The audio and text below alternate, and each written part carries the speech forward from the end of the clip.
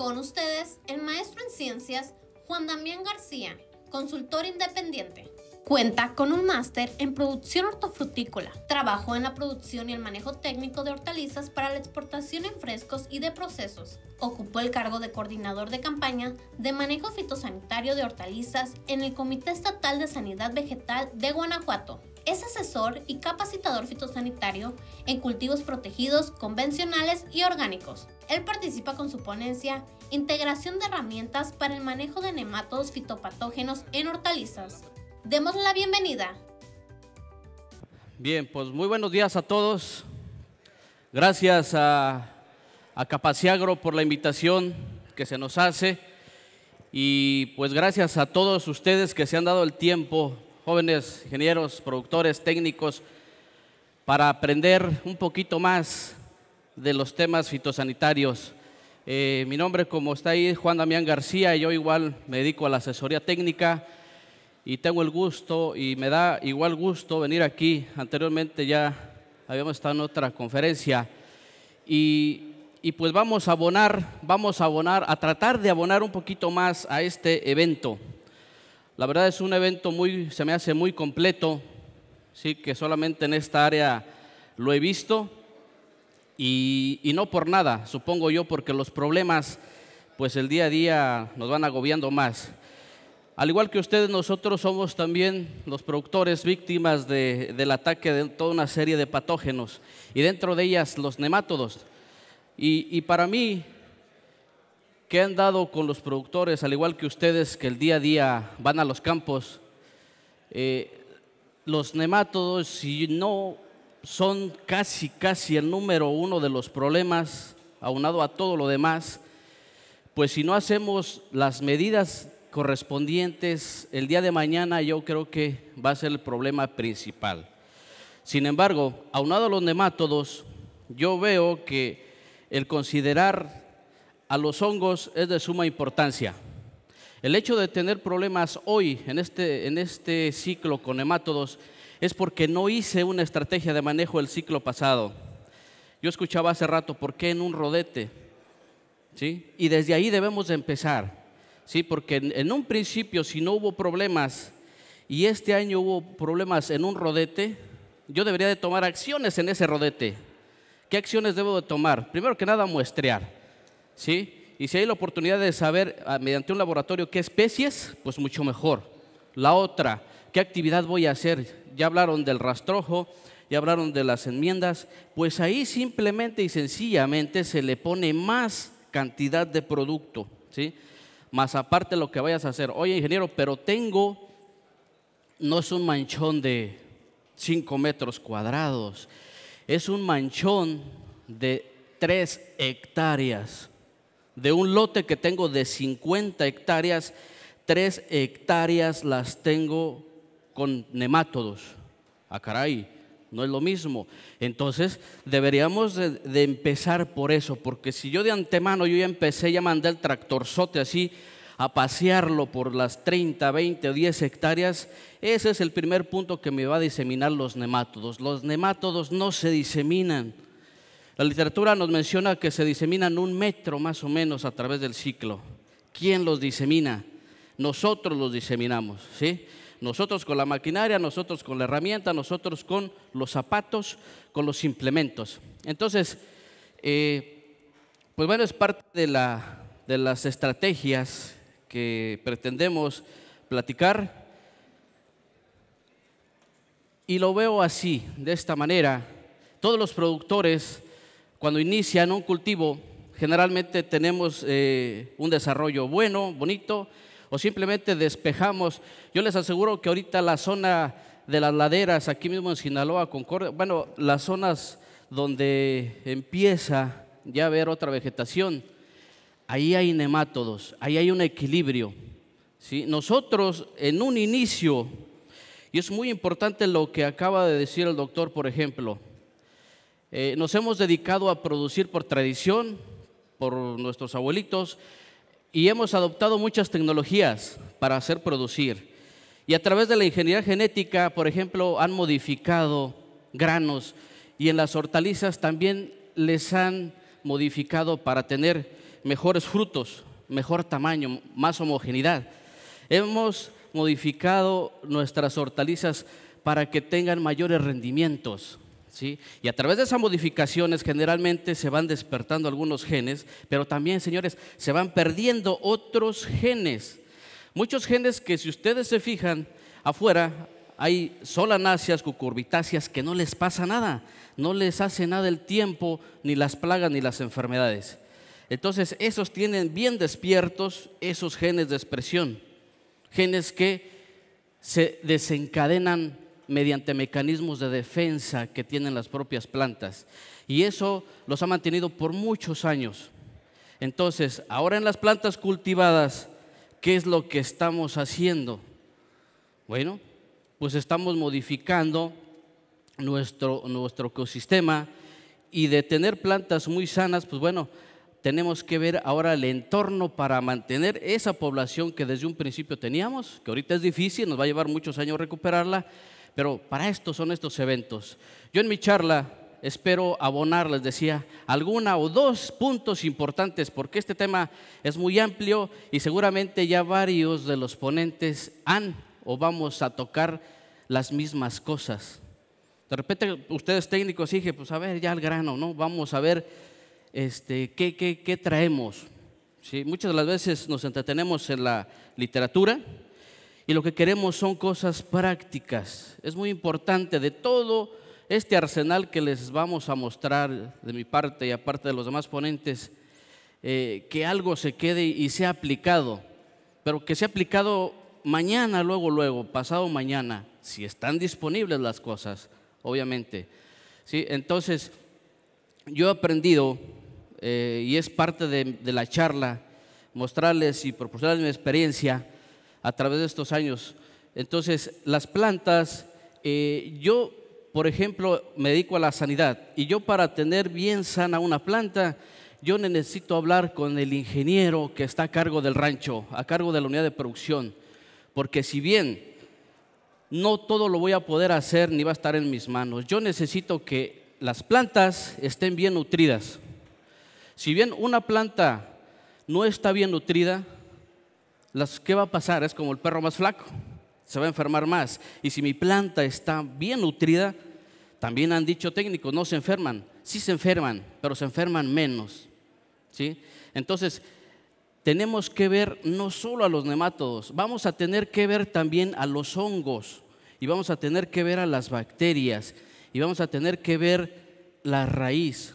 O sea, esto es un manejo integral, pero de cultivo, porque eso es lo que nos ha llevado a que en aquel momento plagas secundarias que eran, ahora sean primarias, y uno de ellos en varias zonas son los nemátodos. En esta zona sé que hay mucho problema, igual que en algunos lados.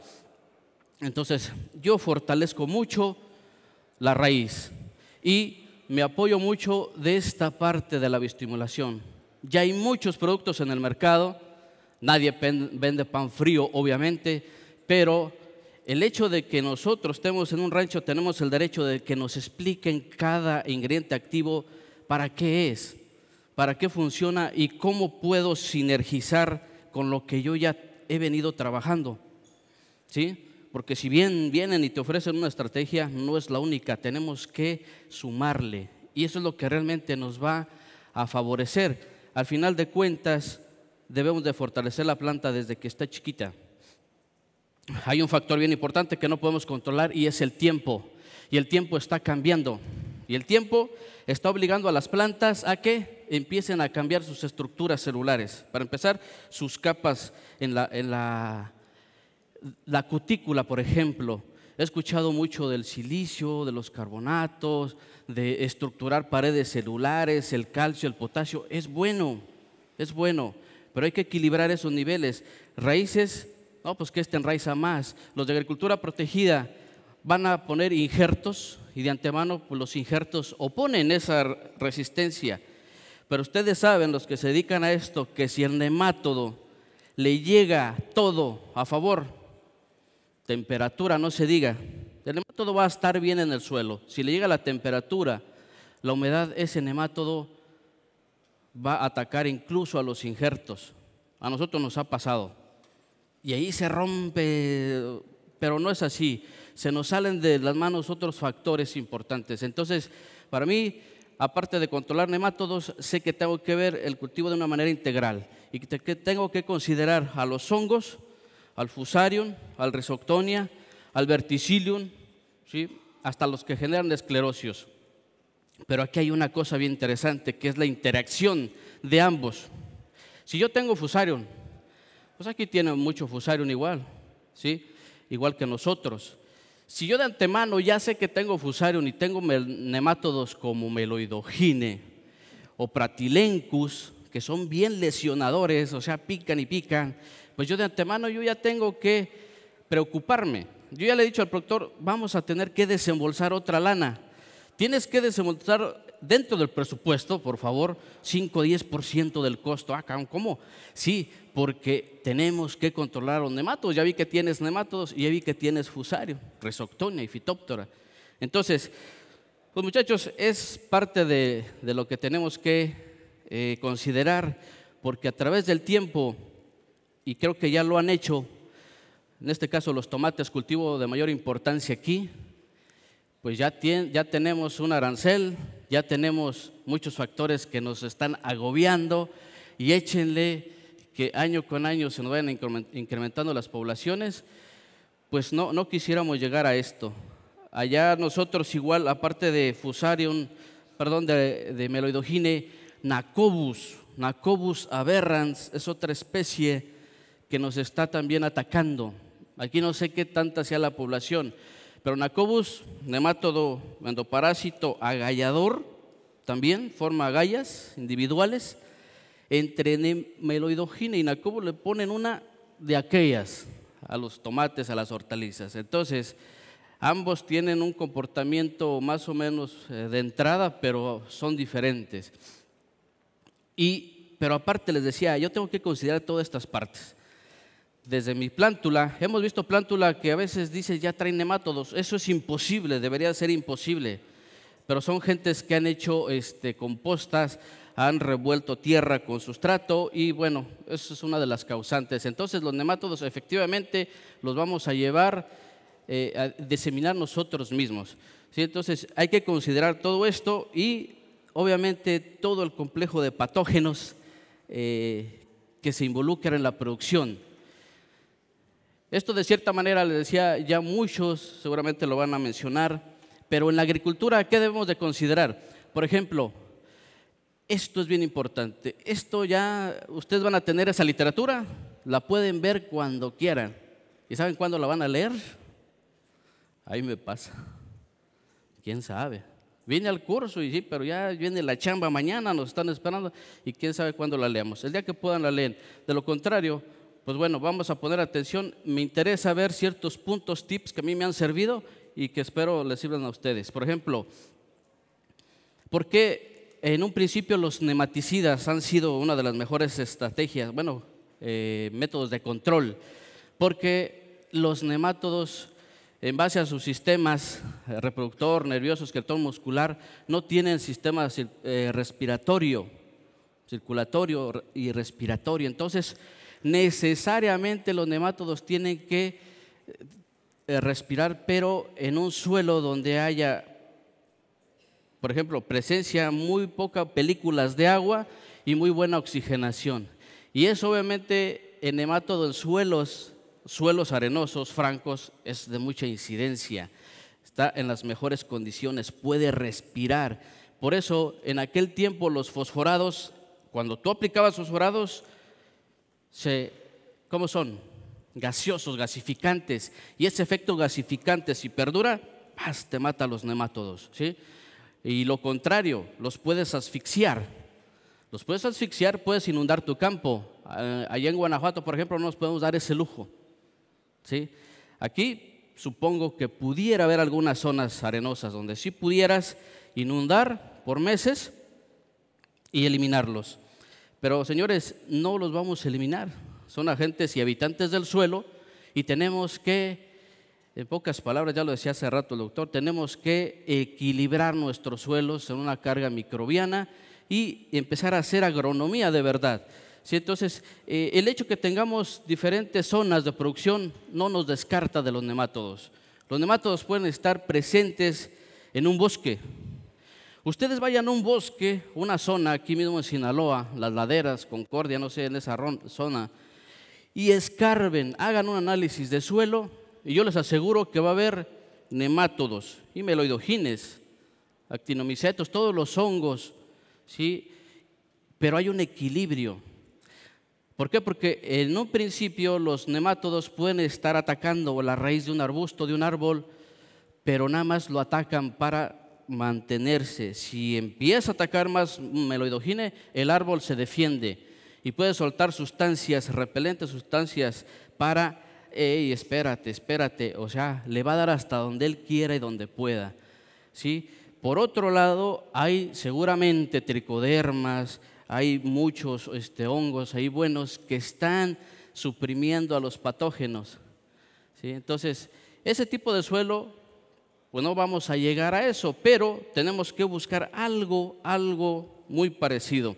Y ya tenemos las herramientas, ya tenemos las materias activas para empezar, ¿sí? El nemátodo, sobre todo meloidogine, yo sé que aquí incluso ya se menciona la Pterolobi, pero el más común, el más dañino, pues es en todos lados meloidogine incógnita.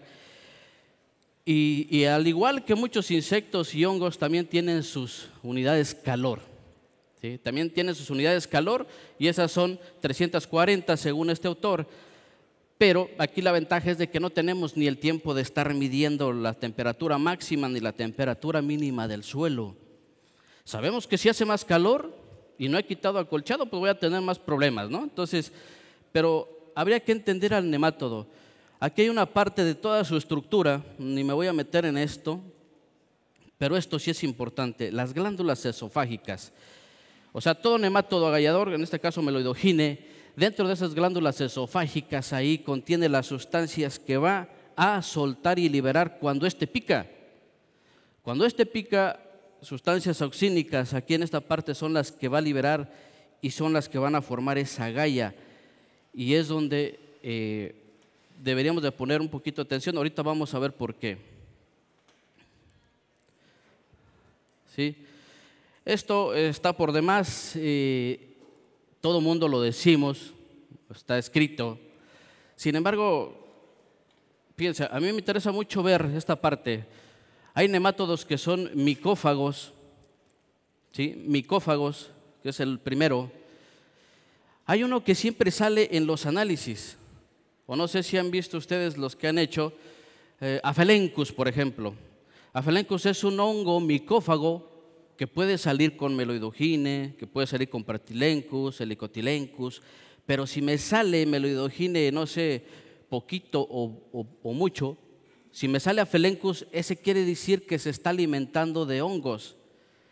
O sea, Aphalencus se alimenta de Rhizoctonia, de Fusarium, por ejemplo.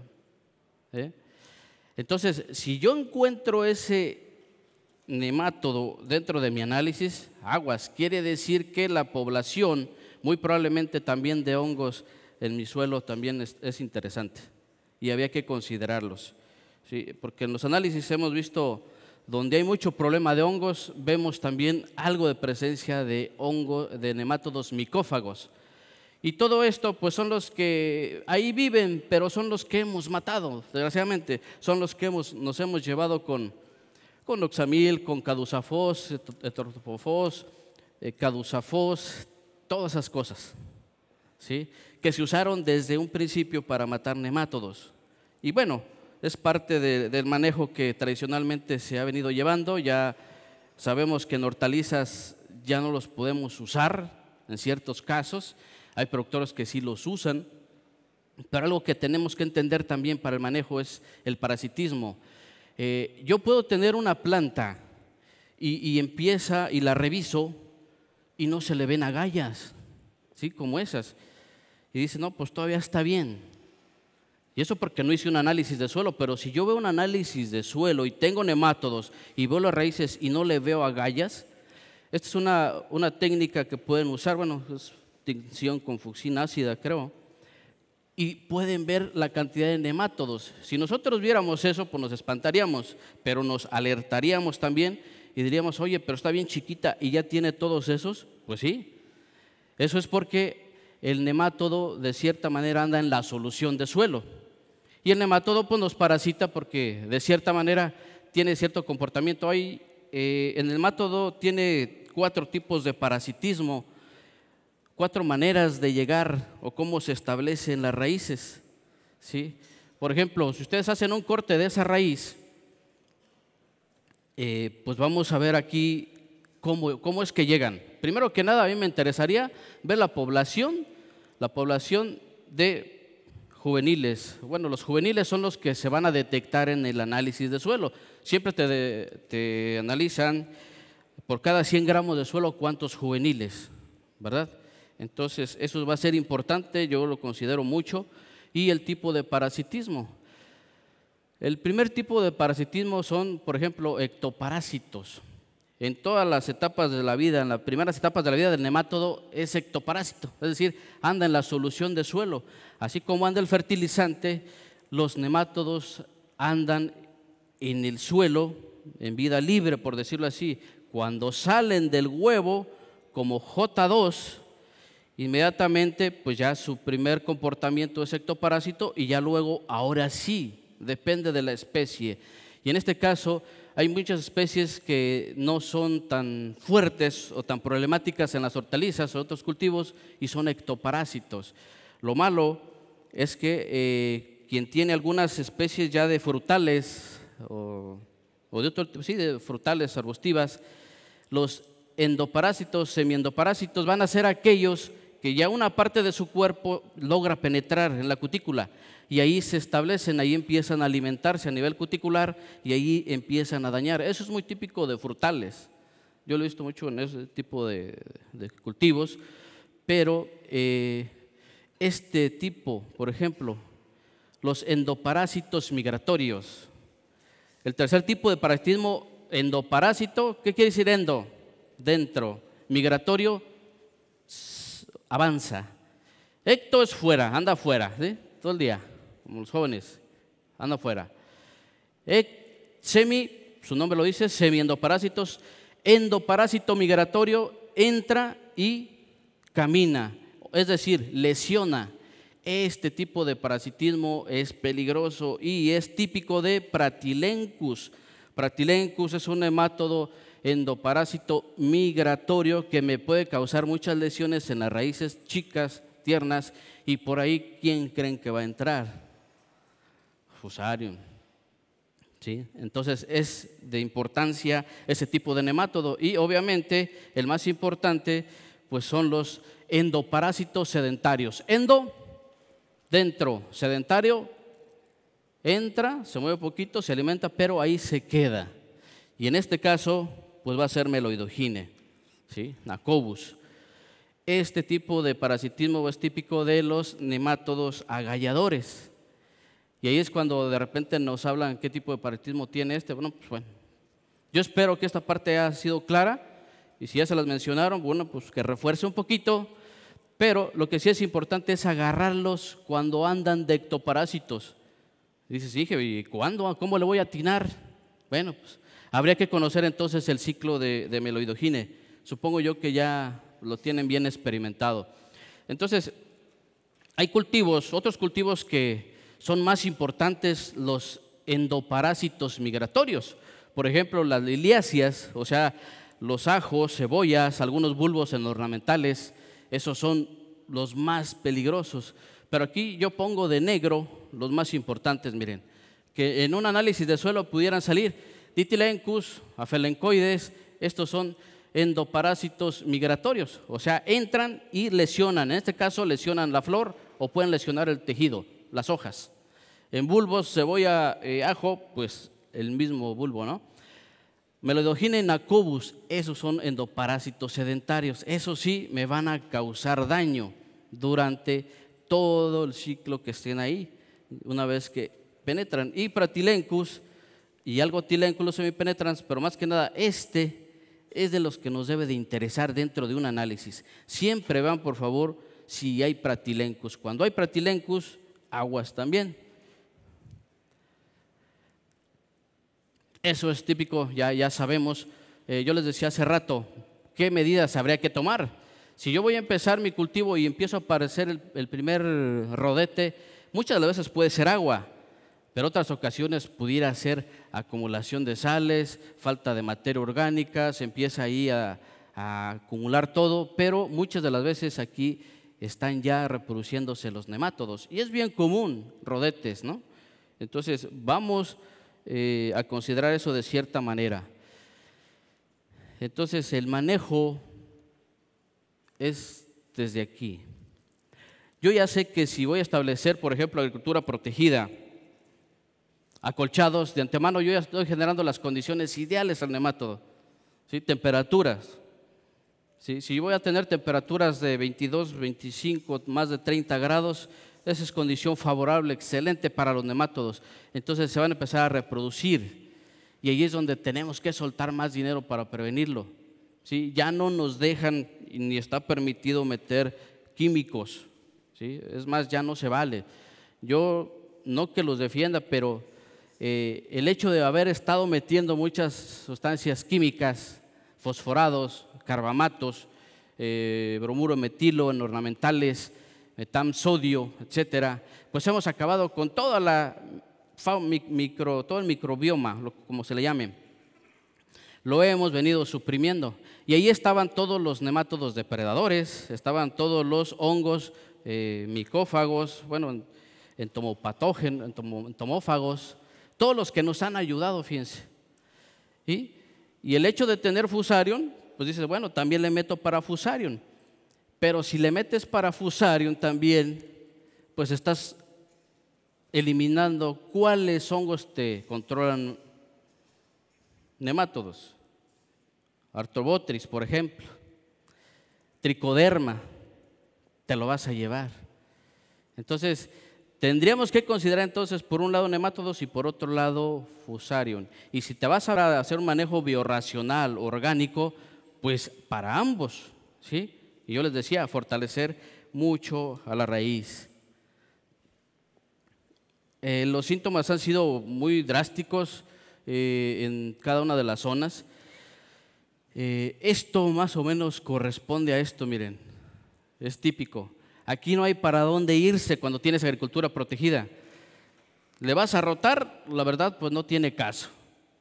A cualquiera le va a pegar, ¿sí? No tiene caso. Y les digo, Nacobus también nos ha afectado. Ahí me llamaron esta vez para ver un problema porque parecía que iba a ser Clavibacter. No, hombre, ya ni viendo, miren. O sea, se asomaban las agallas. Eso, pues obviamente es Myloidogine. Y aquí es donde, dentro del manejo, tenemos que considerar, a ver si me lo pueden poner ahí, play, es un video donde como productores tendríamos que ver esta parte. Bueno, ¿con qué empecé? Esa es una animación de otro nemátodo, pero es muy similar. Los nemátodos son juveniles. Cuando sale del huevo, sabemos que el J1 está en el huevo y el J2 es el infectivo y es el que sale. Pero ¿qué hacemos? La pregunta aquí es ¿qué hacemos para, así como para mosca blanca, para tirosa, trips, pulgones, etcétera? Hay que controlar huevecillo, hay que controlar larva. Aquí, ¿cómo controlamos o qué hacemos para los huevecillos? Creo que muchas de las veces no consideramos eso y hay varias herramientas. Entonces, aquí es donde cuando estableces tu plántula, ahí ya deberíamos de considerar algo, ¿sí? Ya deberíamos de considerar algo, porque cuando la planta empieza a excretar los exudados, esos exudados son altamente ricos, muchos carbohidratos, trae enzimas, trae muchas sustancias muy buenas, ácidos orgánicos. Todo esto es lo que va a traer al nemátodo. Entonces, a la primera semana que tenemos o trasplantamos, aquí están nuestras raíces. ¿Qué hacemos en esa semana? Deberíamos entonces de nosotros considerar dentro del ciclo para que no nos aparezca. Y aquí es en ese momento cuando el nemátodo empieza a llegar a nuestras raíces. Y ahí como que no hacemos nada, porque yo he visto, dije, pues ya empezó el agallamiento.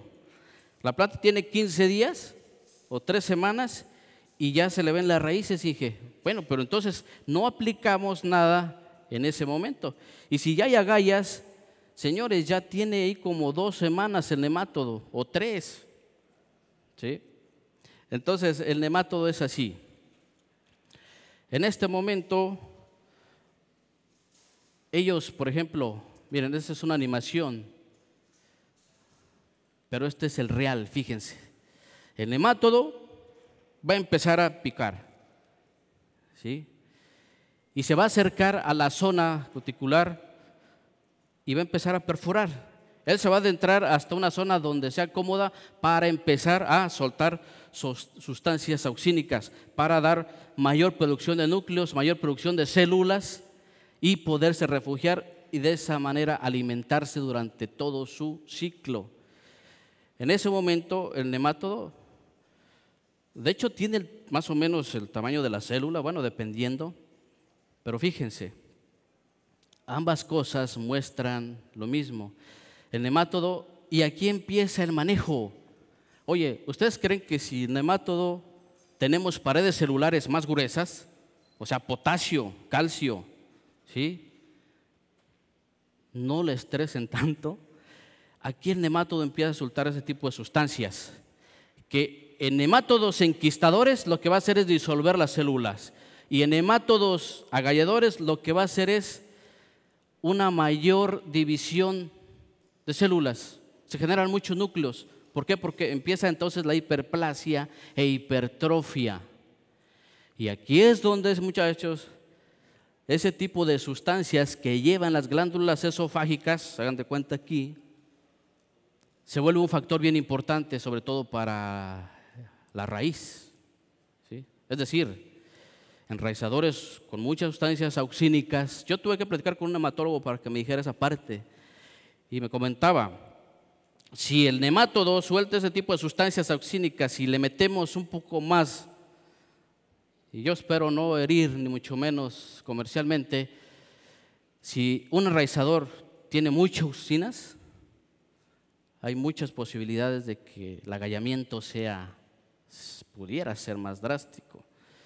Entonces dice, oye, entonces no aplico, ¿qué? ¿O no sirve mi enraizador? Bueno, no, lo que pasa es que si tú en tu análisis al hacerlo demuestra, bueno, te refleja mucho meloidogine, aguas. Y si no tienes meloidogine, adelante, estimúlale. O vemos de qué otra manera, con promotores de enraizamiento, con otro tipo de sustancias, podemos hacer eso. Sí, entonces, ahí el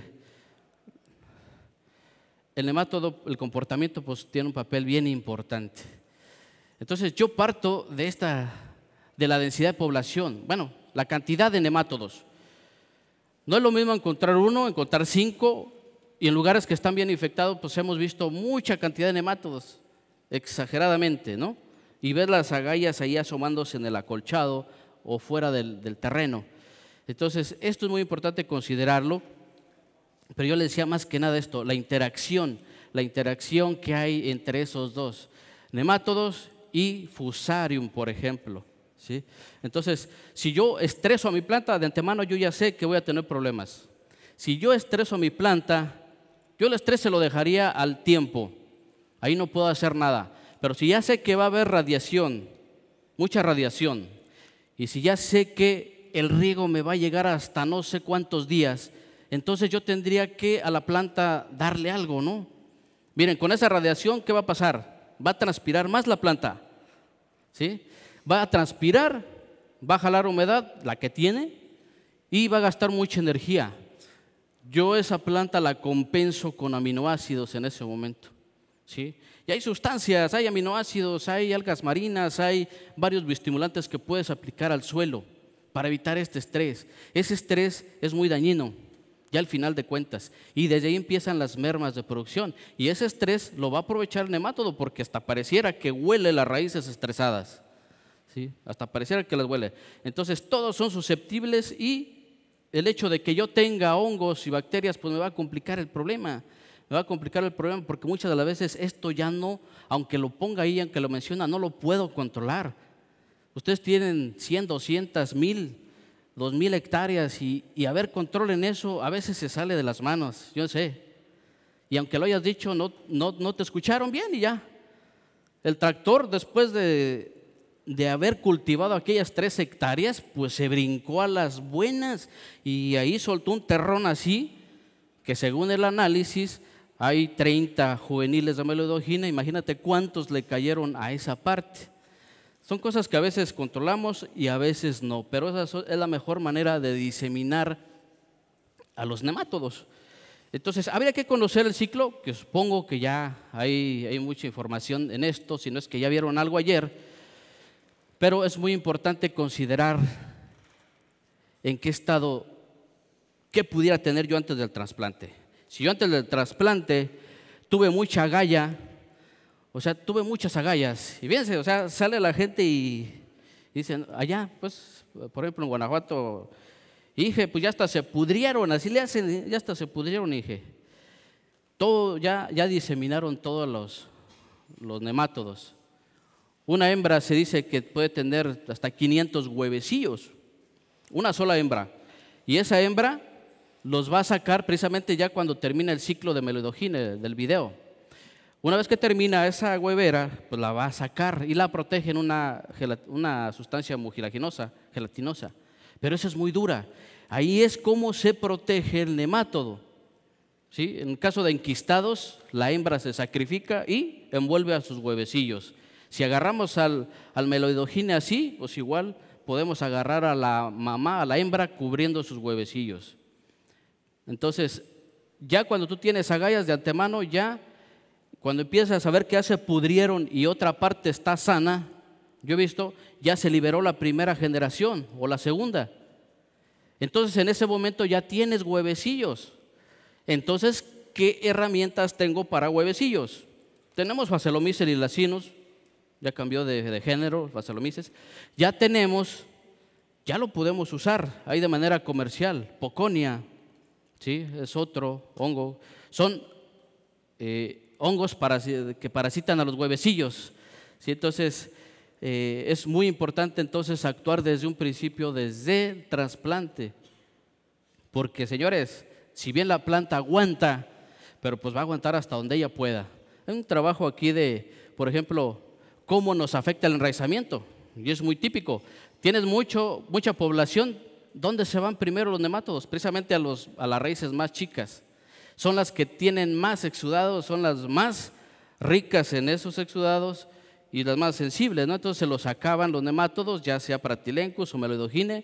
Y aquí, por ejemplo, un trabajo de este autor, cómo 5,000 huevecillos reducen la mitad de la absorción, por ejemplo, de los nitratos, miren, ¿sí? Más de la mitad.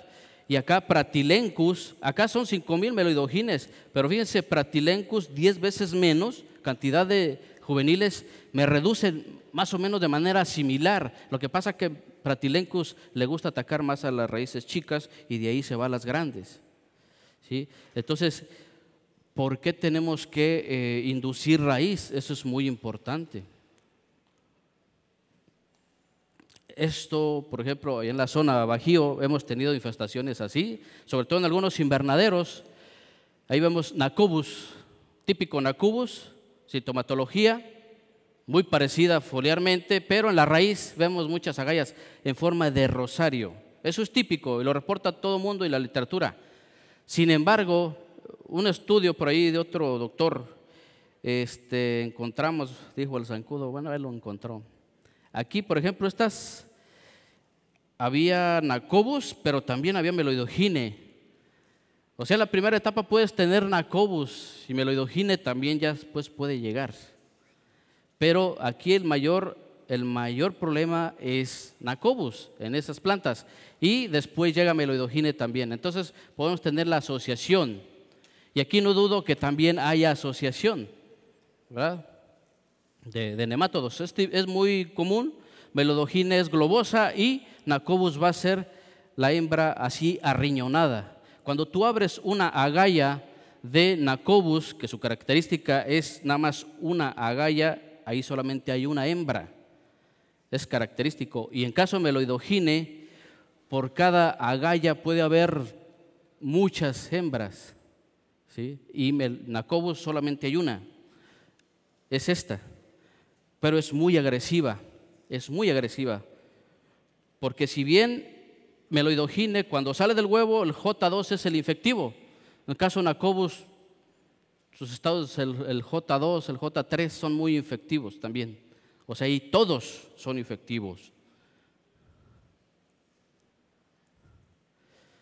Y esta especie pues ha generado muchos problemas, se empieza a generar, imagínense, si tenemos los dos problemas, pues eso se complica. Resultados muestran que de 1 a 15 hembras que tengas de Nacobus, pues te genera ya un problema muy fuerte. Eso habría que corroborarlo, pero la verdad es de que el hecho de tener ya 1 o 2 hembras o juveniles, ya diferenciándose, si son hembras, imagínense, pues cada uno va a tener 500 huevecillos. Estos mencionan desde unos 50 hasta 800 huevecillos pudiera tener Nacobus. O sea, váyanse al promedio igual, hombre, 500 cada uno. Entonces, según los estudios, es más, o sea, te merma más el problema. Sí, porque ahí sí coloniza cada uno de ellos hace una galla. Y varios juveniles de Meloidogine puede estar en el mismo espacio y no. Cada juvenil que sale es una galla. Entonces invaden inmediatamente y muy rápido la raíz. Aquí Pratylencus es otro importante que hemos visto mucha interacción. Cuando tenemos Pratylencus generalmente hemos encontrado Rhizoctonia y hemos encontrado esos nemátodos también como Aphelencus, que es el micófago. O sea, Aphelencus come hongos, Rhizoctonia, Fusarium, y Pratylencus lesiona. Imagínense, o sea, tengo los dos, Pratylencus, Aphelencus. Pratylencus pica, lesiona, se mete, ¿sí? Y entonces, ¿qué va a pasar con Fusarium? Si no se lo come Aphelencus, pues Fusarium se va a meter. ¿Sí? Entonces, esta interacción que hay aquí es bien importante. Tengo que considerar forzosamente a los nemátodos, digo a los honguitos. Ahí hay esos son umbrales que se sacan de varios autores, o sea, no solo uno dice, pero a la conclusión llegan.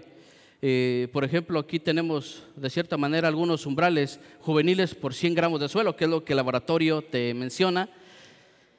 Y se fijan, Meloidogine incógnita en tomate, 4 juveniles por cada 100 gramos de suelo. Yo les pregunto a ustedes en Sinaloa, si con 4 juveniles que tengan de Meloidogine tienen problemas. Yo siento que sí. Si 4 hembras con 400, 500 huevecillos, ¿cuánto les van a dar? 1500 juveniles por gramo de suelo. Imagínense, en 1 kilo, en 100 gramos, es mucha la población. Contra eso tendríamos que batallarle. Con 2 que tengan, hombre. Yo el hecho de que ya salga Meloidogine y salgan los hongos, ya eso me pone alerta. Aquí, por ejemplo, Meloidogine incógnita, Pratylencus. Aquí tenemos Pratylencus aquí, en zanahoria y en col. Si se fijan, en zanahoria tolera 30 a 180 en la literatura y en col 200 a 400. O sea, tolera más las brasicas. ¿Han escuchado que las brasicas de cierta manera también nos sirven? O sea, las crucíferas también tienen cierto efecto repelente a los nemátodos. No las ataca muy fuerte, sino es que casi nada. Ahí en la zona hay mucha crucífera y no tenemos problemas con nemátodos. Sí tenemos problemas con agallamiento, pero es por plasmodiófora, ¿sí? Y ha llegado a confundirse. Entonces es por esa propiedad que tienen las crucíferas. Y bueno, ya lo otro que a veces se tiene que ver, no hay tiempo a veces de hacerlo en campo, es ese porcentaje pues de nodulación. ¿Sí? Si tienes el índice de severidad, se maneja generalmente en cantidad de agallas. Yo muchas de las veces esa parte ya en la práctica no aplica o no me sirve tanto, ¿no? El hecho de tener yo ya agallas aquí, acá en la raíz, pues yo ya me pongo a trabajar, o sea, realmente. Y esto es lo más importante. O sea, para un buen manejo de nemátodos tenemos que tener forzosamente, implementar medidas así, medidas preventivas.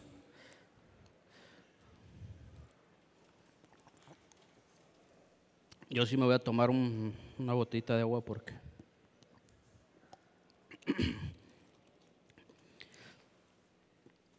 Bien, no sé si alguna pregunta ahorita, o las dejamos hasta el final. Sí, entonces, ¿con qué debo de empezar? Debemos de empezar, pues, conociéndolo, ¿no? El ciclo. ¿Qué nemátodos tengo en mi suelo? ¿Y qué parasitismo tiene ese nemátodo? Estas son muchas, me voy a bajar, estos son muchos puntos que tenemos que considerar ahí. Y la verdad, ni el tiempo nos va a alcanzar. Esto se va a seguir viendo a través de ayer, bueno, ya se vio y hoy también se va a ver. Y si se fijan, todo esto, ya ni me voy a entretener. Vámonos a cosas más prácticas. Eso ya lo dijeron y ya seguramente ustedes lo saben. Pero aquí yo resalto mucho estos 3 puntos. Miren, muestreo de suelo. Para empezar el muestreo debo de considerar dentro de mi invernadero o dentro de mi cultivo la mayor cantidad de puntos. Aquí yo no hago 5 de oros, o sea, tenemos que hacer varios puntos y considerar en la zona donde hubo problema. Esto de enraizamiento, inducción de resistencia es muy importante, yo resalto mucho esa parte. Y algo que también les quiero mencionar es la biofumigación, es parte de lo que hemos hecho también y nos ha funcionado muy bien, fíjese. ¿Sí? Entonces, el análisis de suelo, ¿para qué me sirve? Si yo tomo una muestra de suelo, pues que valga la pena. Mando la mitad de ese suelo a fertilidad y mando la mitad a patógenos. Y en patógenos, pues aprovechando el viaje, pido UFCs de hongos, nemátodos, esclerosios, por aquellos que tengan esclerosis Rowley, sobre todo en esta zona caliente. Y si tuve antecedentes, si estoy en agricultura protegida, pues también para Clavibacter. ¿Sí? Es importante, va a ser más caro, pero pídanles que les hagan un descuento. Ya cuando les piden todo eso, hay muchas posibilidades de que sí den descuentos. Laboratorios, pues aquí ustedes tienen varios laboratorios, pero lo importante es considerar todo esto, fíjense, para el manejo de nemátodos. ¿Sí? Todos esos puntos son importantes. ¿Sí? Allá, y bueno, no sea reserva de otros doctores, pero a mí me han dicho, ¿cuál es el umbral, ingeniero? ¿Cuál es el umbral de Fusarium, de Rhizoctonia, Phytophthora, de nemátodos? La verdad es de que no hay un umbral establecido. Yo no puedo establecer un umbral. Si yo tengo, aquí no se ve bien, pero por ejemplo, si yo tengo Fusarium, aquí les voy a adivinar. Sí, no sé si se alcanza a ver, pero creo que viene otra.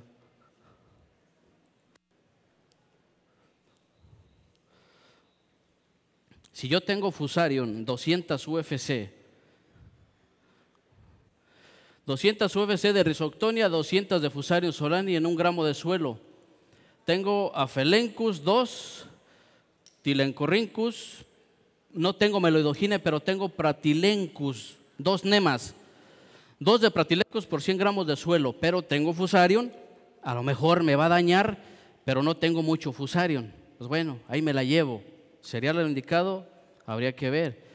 Si mi suelo es muy arenoso, pues los nemátodos van a ganar.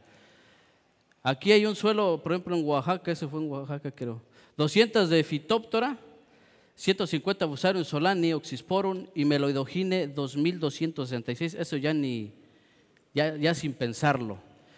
Pero aquí el detalle es, 200 UFC de Fusarium me pueden afectar si tengo 5 nemas de Meloidogine. A nosotros sí, porque aunque tenga poco Fusarium, el hecho de que tenga Meloidogine o Pratylencus me va a propiciar a que lesione mis raíces y por ahí va a entrar Fusarium y segurito, el que va a matar la planta es Fusarium. ¿Y qué creen? Que a través del tiempo muchos de los problemas que hemos tenido han sido por Fusarium, pero el precursor ha sido los nemátodos. Y siempre le echábamos el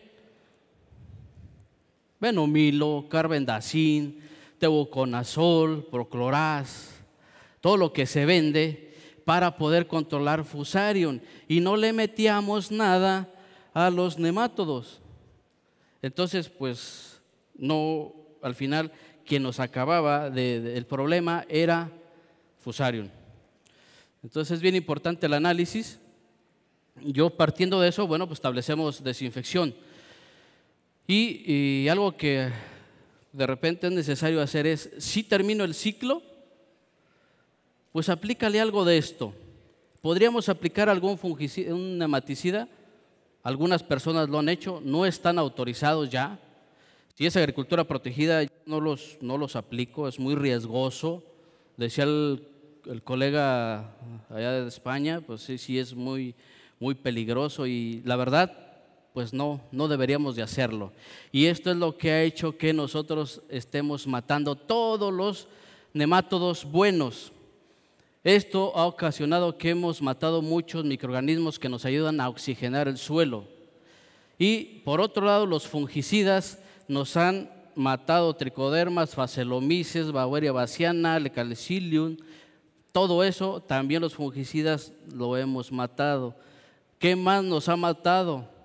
El metamsodio, obviamente, pero por ejemplo en nuestra zona todavía meten amoníaco. Se ve el amoníaco cómo va saliendo, y ya nos ha mermado la materia orgánica y hemos matado muchos microorganismos. Y todavía hacemos otra burrada, quemamos, es el colmo, ¿sí? La gente no quiere ver sucio el suelo, le mete cerillo a la paja de trigo. O sea, todo eso es parte de la conciencia que vamos a tener que ir generando con los productores. Y yo siento que aquí pues ya eso ya también ya se está superando, ¿no? O ya lo superaron, ya lo hacen de una manera más integral. Fumigantes, pues bueno, viene la nueva generación. Estos pues son los tradicionales, uno ya no está en el mercado, la gente se auxilia de lo que hay. Y de lo que hay pues es el más común, metamsodio. Sabemos, y bueno, no me voy a meter, pero fluensulfone es otro de los fumigantes que nos ayuda, es un producto nuevo, se va a hablar más adelante de él, pero pues es lo que ahorita, digamos, la gente está integrando. Ayer se habló de otra molécula, ¿sí? Entonces, pues se integra a este grupo de fumigantes, y es lo que debemos de hacer ya en casos extremos. Y hacerlo en casos extremos implica, si yo tengo agricultura protegida, pues poder hacerlo lo más que se pueda hasta el bordo de acá abajo, miren, porque es bien común y es lógico que protejamos el bulbo, pero el nemátodo en 2-3 meses te va a llegar por las raíces de abajo y va a empezar a alcanzar donde no se trató, y eso es muy común. Entonces hay que fumigarle. Cuando desinfecten hay que meter todo. Sabemos que metamsodio se aplica de manera normal, ¿no?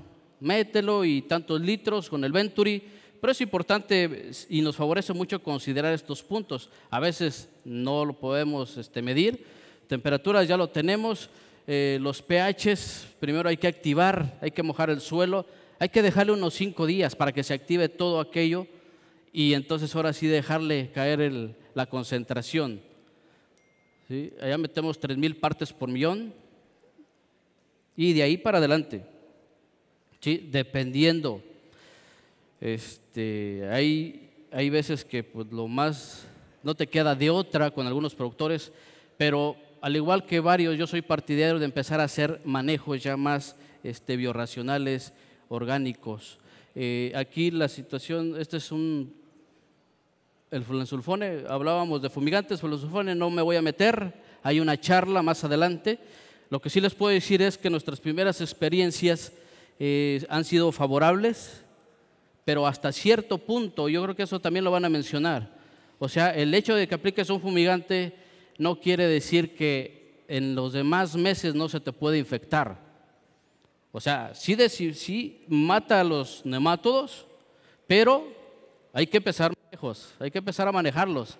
Y aquí, por ejemplo, ya tiene un mes, 40 días, y las raíces no se ve ahí, pero todavía no se agalla, empieza una que otra, pero el hecho de que empiece una que otra quiere decir que a lo mejor hace 15 días me empezó a llegar ahí meloidogine.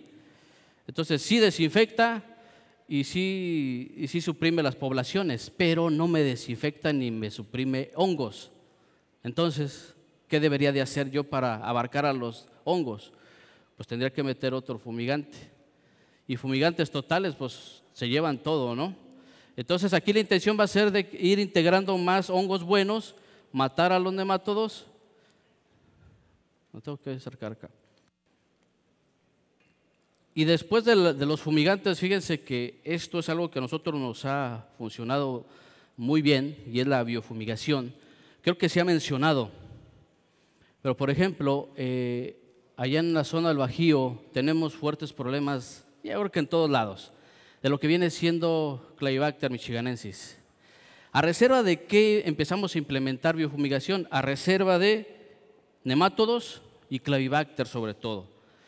Clavibacter es una bacteria, ustedes saben, difícil, pero sí se puede, digamos, manejar.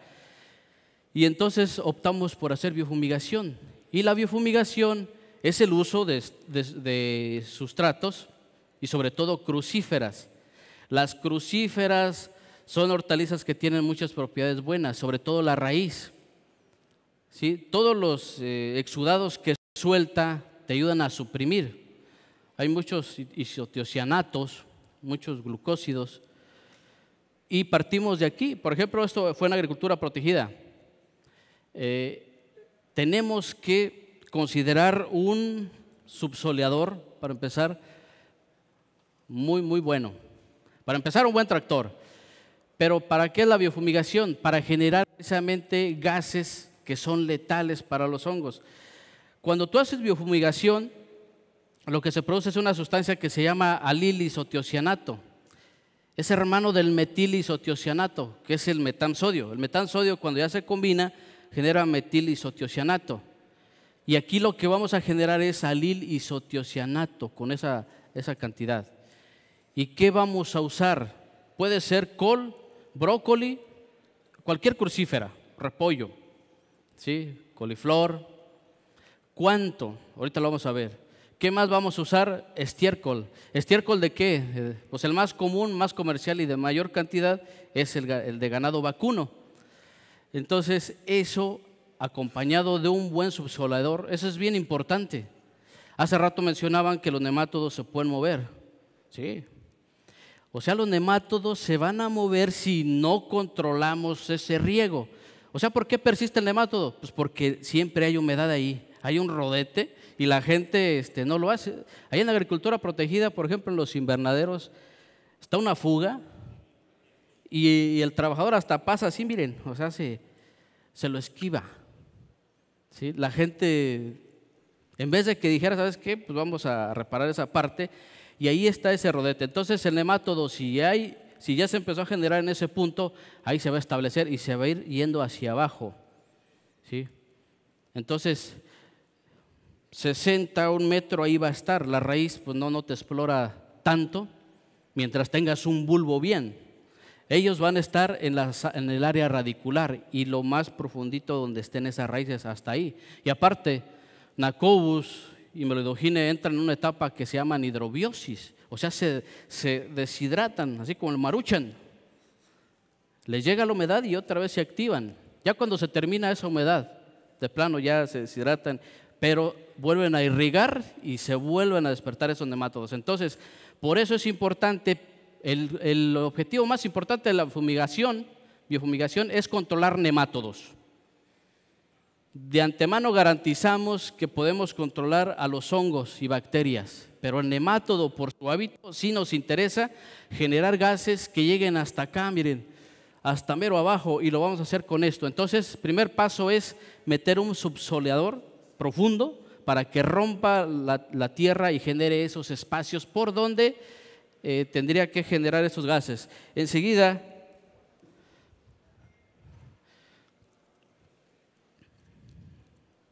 bueno, aquí voy a poner, enseguida, bueno, viene el siguiente paso. Ahorita vamos a ver ahí los pasos, es parte de lo que más me interesa. Hay dos conceptos básicos, es la biofumigación y la solarización. Solarización ya sabemos, y yo sé que aquí se lleva a cabo. Es un clima muy caliente, pero no podemos pasar más allá de ciertos centímetros. Si tú combinas la solarización con la biofumigación, que es la descomposición de la materia orgánica de una manera acelerada por temperatura, vamos a tener muchos beneficios. Sí, ambas técnicas, bueno, se le llama biosolarización y lo que vamos a hacer es incorporar todos esos residuos. Entonces, el proceso es así, o sea, se busca un campo y un lugar donde podamos adquirir el estiércol y el brócoli. En este caso vamos a usar de 50 toneladas más o menos, 5 kilos por metro cuadrado, una dosis efectiva baja, porque también no podemos conseguir mucho. De lo que hemos evaluado, la dosis baja, dosis mínima efectiva, son 50 toneladas de de brócoli y 70 toneladas de estiércol. ¿Sí? 50 toneladas de brócoli y 70 de estiércol, con eso nos da una producción de estos gases. Puedes usar más, de hecho, pero la dosis así mínima efectiva es esa. Ya cuando tú haces la integración, la composición, pues incluso se ve ahí eso, ¿no? La acción inmediata. A ver, por ahí quieren sacar la foto. Entonces, lo que se va a producir son esas sustancias. Hay muchos ácidos orgánicos ahí, fúlvicos, húmicos, y los alil isotiocianatos. Cuando empieza a calentarse aquello, hay muchas enzimas que participan. Hay una que se llama mirosinasa y va a descomponer todos esos glucósidos que contienen las crucíferas mediante el calor y los va a transformar en ácidos de estos orgánicos, y lo que se va a generar va a ser el alil isotiocianato. Entonces hay varios sustratos aparte del estiércol que pudieras usar desde el mismo cultivo, residuos, gallinaza, estiércol de chivo, de borrego, etcétera, pero lo más común, lo más recomendado es esto, o sea, el de ganado vacuno. Esto es residuos a utilizar en base seca, más o menos haciendo la conversión, 1 kilo, 1 tonelada equivale a 10 toneladas en base seca. 5 toneladas equivale a 50 toneladas frescas de estiércol y de brócoli. Sí.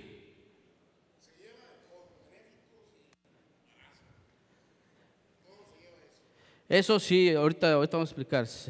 Ajá. A ver, sí. ¿En qué porcentaje nos bajan las poblaciones de todo? Porque lo acaba de decir hace rato, con bajas poblaciones hay peligro.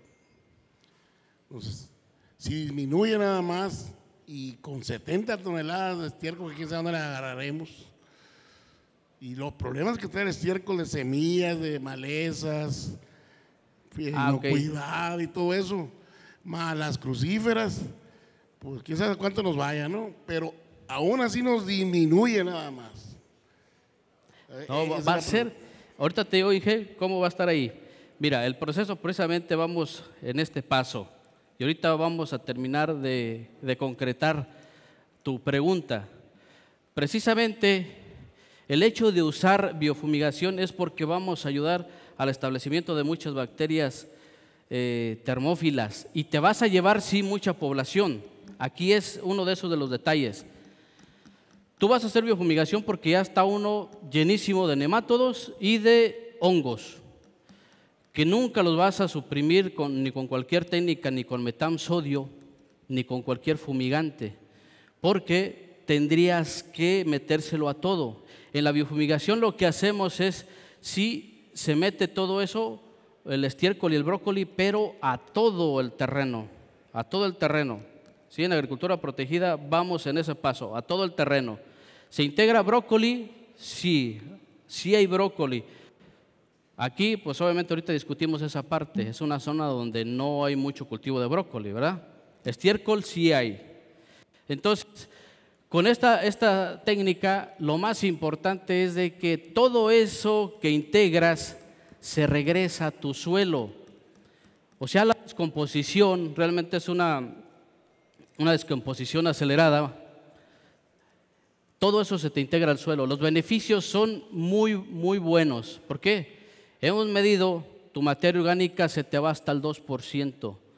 Tu primer mes de cultivo, cuando lo estableces, no requieres nitrógeno, porque se incorpora mucho nitrógeno, sobre todo con el estiércol. La cantidad que metiste de crucíferas, todo se incorpora. Y de lo más importante, el suelo se estructura de una manera que hasta con la mano lo puedes así desmenuzar, se desmorona el suelo.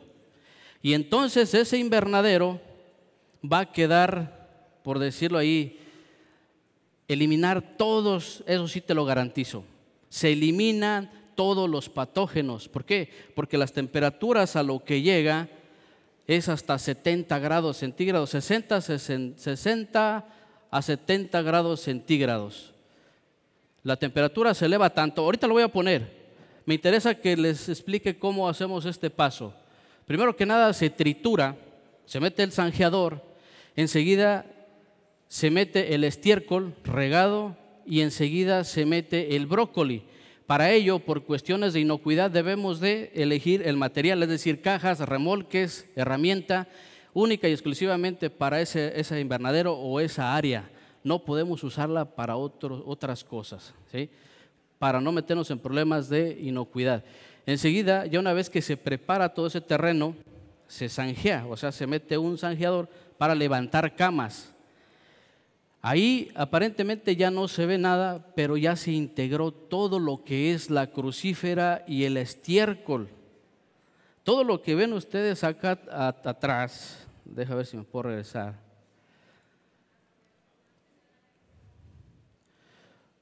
Todo esto que ya se integró aquí, pasa primero la rastra y luego el zanjeador y el rototiller, ¿sí?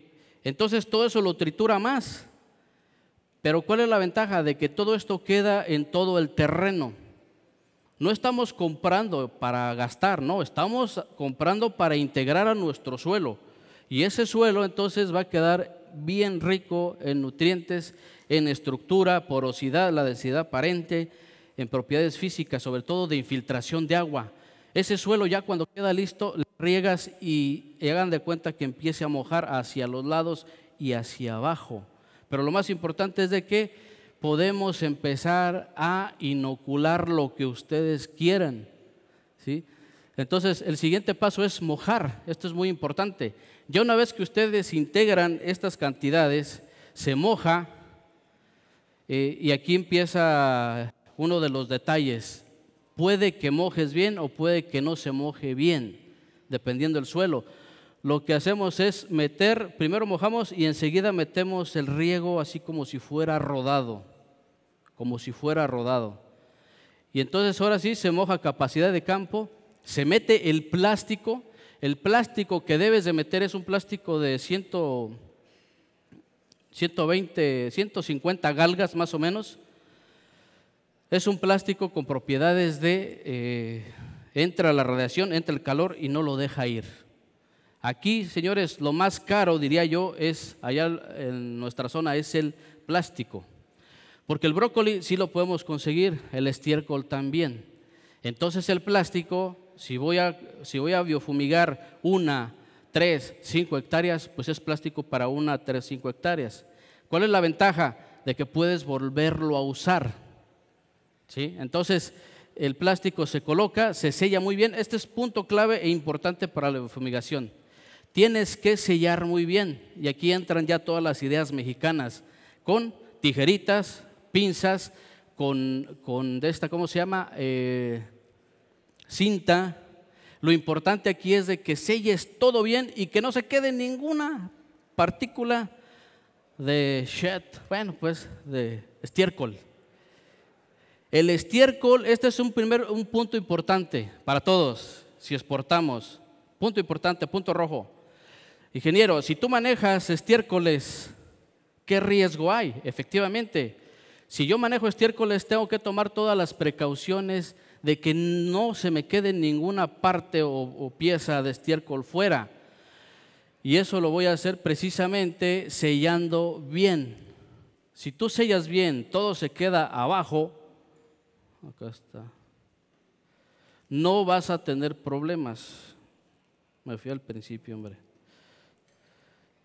Entonces es pieza clave aquí, al momento de sellar, y tenemos que sellar bien los postes. Si tuviéramos a campo abierto, igual no tenemos el inconveniente de los postes. Ahorita en la agricultura es donde se ha ocupado más, en la agricultura protegida, y la verdad es que hemos tenido muy buenos resultados. Entonces el plástico, les decía, es plástico transparente de polietileno, pero lo más importante es esto. Cuando sometemos a biofumigación las temperaturas, ya midiendo el promedio de temperatura más o menos sobre 20 centímetros, es esto, miren. 60, 65 grados centígrados, ¿por cuánto tiempo? Se tiene que hacer por 30 a 45 días. En 30 a 45 días a esas temperaturas, esto no queda de patógenos nada. Si tú te bajas un poquito más, la temperatura va a seguir bajando.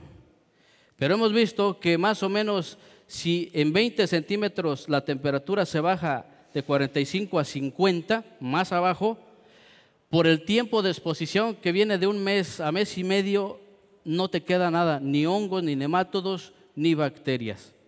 El tiempo aquí más importante es de exposición a esas temperaturas. Y sabemos que una vez sometida a esa temperatura, los nemátodos son los primeros que se van, los nemátodos. ¿Y dónde van a estar los nemátodos? En el perfil de suelo del cultivable. Ahí van a estar. No van a estar hasta mero abajo, ellos van a estar alimentándose ahí. Entonces agarramos a todo el ciclo de hongos y a todo el ciclo de los nemátodos.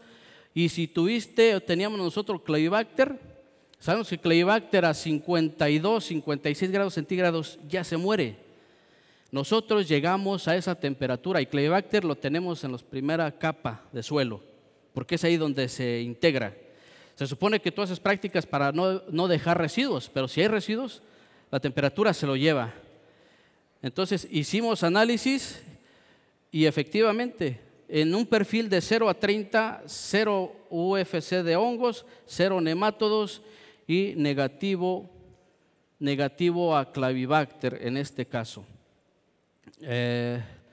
Por ejemplo, en una zona de 0 a 30 centímetros teníamos pocos nemátodos, pero con la biofumigación prácticamente se fueron todos, ¿sí? De 0 a 30 y de 30 hasta 60 centímetros de profundidad se nos fue todo esos patógenos.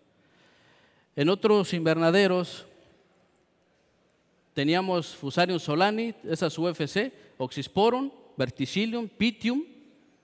Después de la biofumigación a 45 días se va todo igual aquí.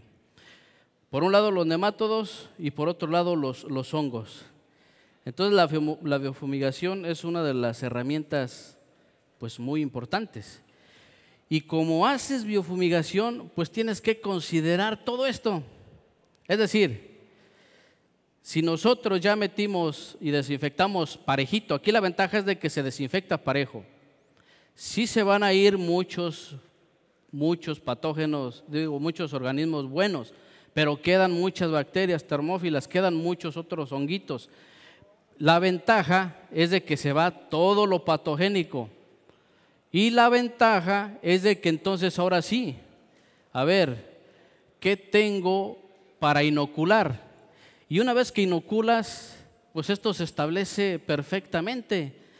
O sea, cuando tú ya inoculas tricodermas, bacillus, Bacillomyces, Poconia, Zospirillum, Azotobacter, todos esos consorcios, incluso micorrizas, se establecen, hagan de cuenta, perfectamente, porque existe la aireación, la materia orgánica y la estructuración del suelo. O sea, volvemos a la vida aquel suelo y simplemente le inoculamos con sustancias ya que estén disponibles, ¿no? Y obviamente muchos de ustedes conocen esta parte dentro de ese manejo. Dentro de ese manejo, yo creo que ya varios técnicos ya lo llevan a cabo, algunos ponentes también lo van a realizar. Lo que hay ahorita en el mercado es muchísimo, esto es una parte, vienen más cosas, pero fíjense, yo enfatizo mucho en esta parte, inducir defensa en la raíz de la planta, inducir defensa foliar e inducir defensa en la planta vía raíz, fortalecimiento de raíz, y es importante estar monitoreando también precisamente el suelo. Si yo voy a estar manejando microorganismos, si yo voy a estar manejando, por ejemplo, hongos buenos, pues tengo que medirlos, tengo que ver si mis poblaciones de nemátodos efectivamente se están bajando y continuar con un plan de inoculación de microorganismos, eso es muy importante, ¿sí?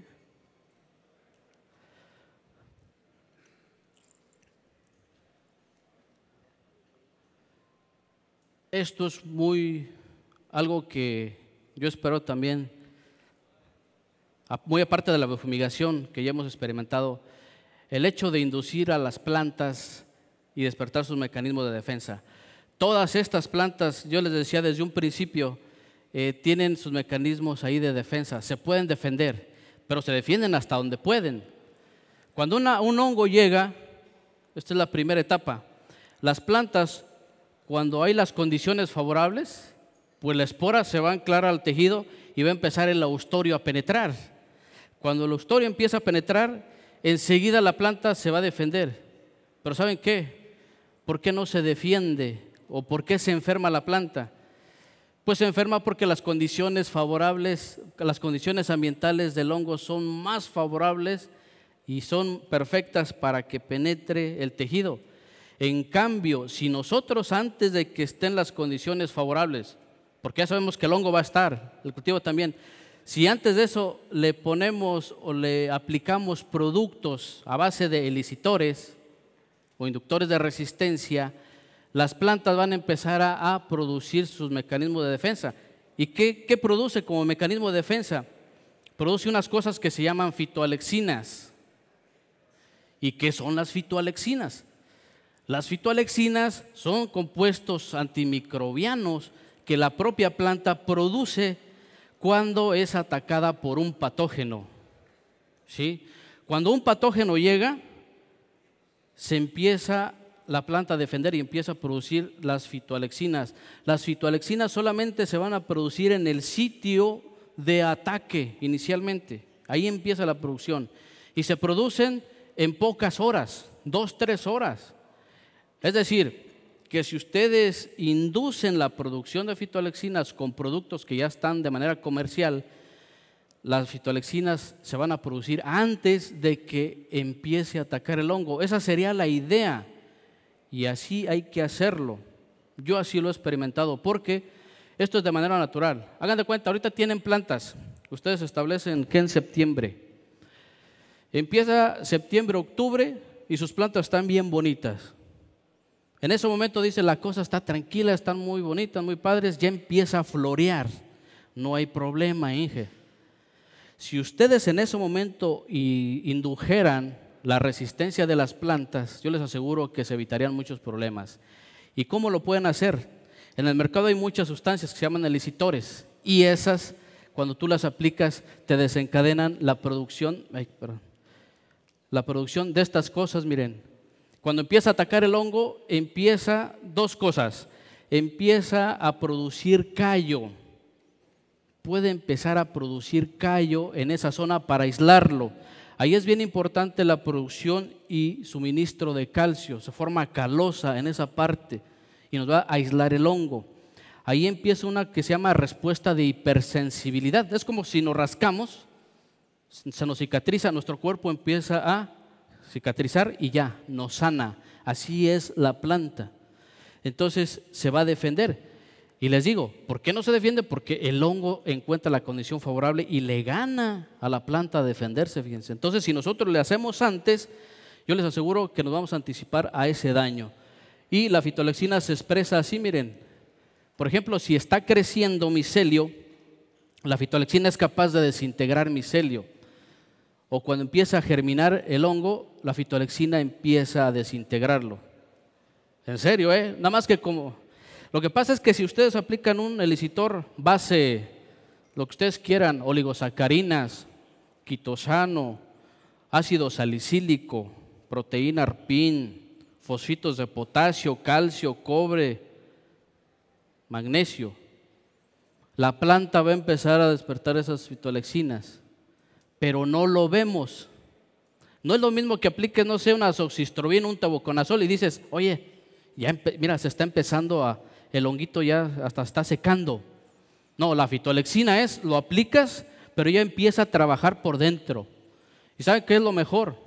Que esas fitolexinas se mueven por toda la planta y empieza una cosa que se llama resistencia sistémica adquirida, el famoso SAR, resistencia sistémica adquirida. Y esa resistencia sistémica adquirida, lo importante es que se da en toda la planta, produciendo fitolexinas, y cuando le metes otras cosas como fosfitos de potasio, de calcio, magnesio, oligosacarinas, etcétera, empieza a incrementarse la producción de ácido salicílico.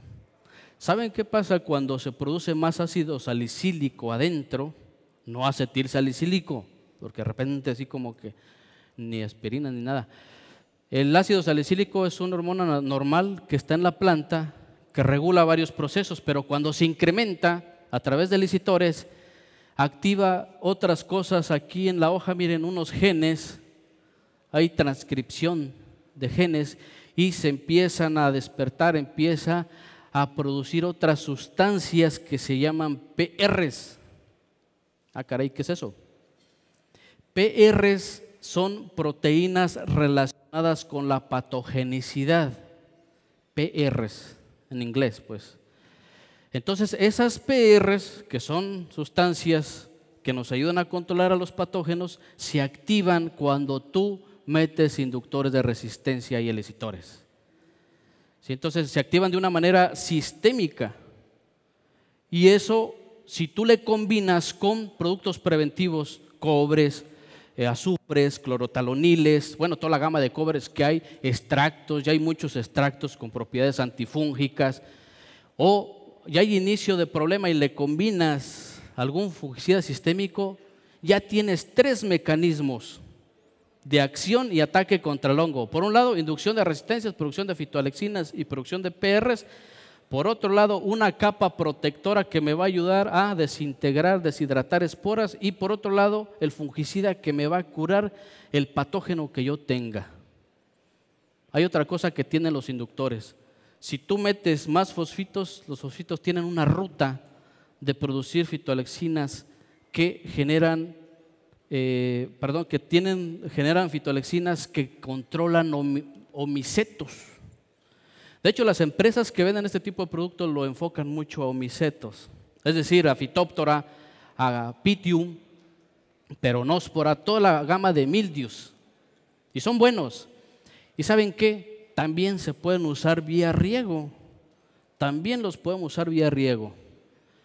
Actualmente hay otras empresas que ya manejan otros productos, también para vía riego. ¿Y saben qué? Me he dado cuenta que también sustancias como todos los microorganismos y las algas marinas también conllevan a estos mecanismos. Entonces, nosotros hemos hecho pruebas, bueno, es así algo ligerito ahí, es una parcela de cebollas, donde aquí ya establecemos otros manejos, aplicando esta parte.